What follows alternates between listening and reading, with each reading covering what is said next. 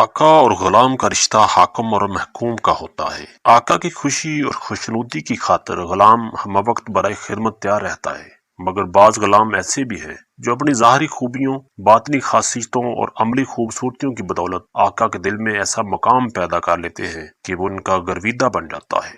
ایسا ہی غلام ایک بادشاہ کے دربار میں شاہی خدمت پر مامور تھا۔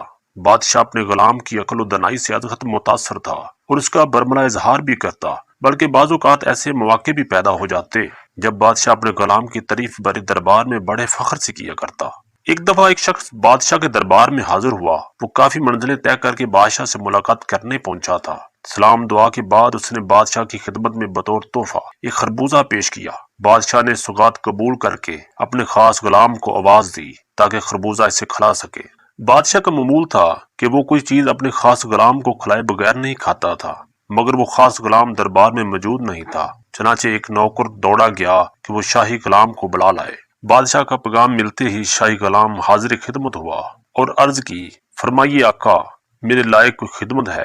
بادشاہ نے کہا، ادھر میرے قریب آؤ۔ مقرب غلام آقا کے قریب گیا۔ بادشاہ نے تحفے میں آیا خربوزہ اٹھایا اور ایک کاش کاٹ کر غلام کو کھانے کے لیے دی۔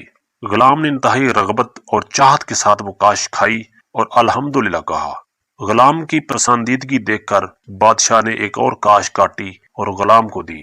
اس نے اسے پہلے سے بھی زیادہ خوشی اور مسرت کے ساتھ کھایا اور رب کا شکر جبکہ بادشاہ کا شکریہ ادا کیا۔ اس طرح بادشاہ نے منظور نظر غلام کو خربوزے کی ایک ایک کاش کاٹ کر دی، جس سے وہ بڑے مزے لے کر کھاتا رہا۔ آخرکار خربوزے کی آخری کاش بچ گئی۔ بادشاہ نے یہ دیکھنے کے لیے کہ جس خربوزے کو غلام اتنی خوشی سے اور اتنی شادمانی کے ساتھ کھا رہا ہے کس قدر عمدہ اور لذیذ ہوگا، آخری کاش منہ میں ڈال لی، لیکن چکھتے ہی اگل دیا کیونکہ وہ نہایت تلخ، کڑوی اور بدمزہ تھی۔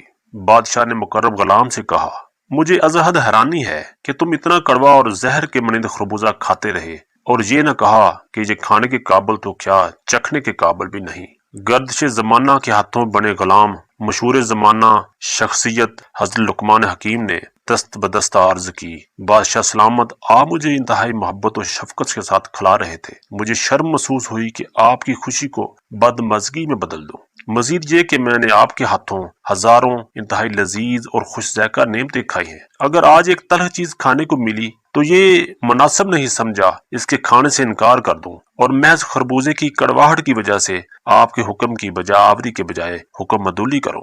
سامعین، آئیے اپنے آپ سے سوال کیجئے کہ کیا ہم اپنے مالک حقیقی ہزاروں نعمتوں سے لطف اندوز ہونے کے باوجود بھی کبھی کبھار ہلکی سی کڑواہٹ محسوس کریں تو شکوہ و شکایت پر تو نہیں اتراتے؟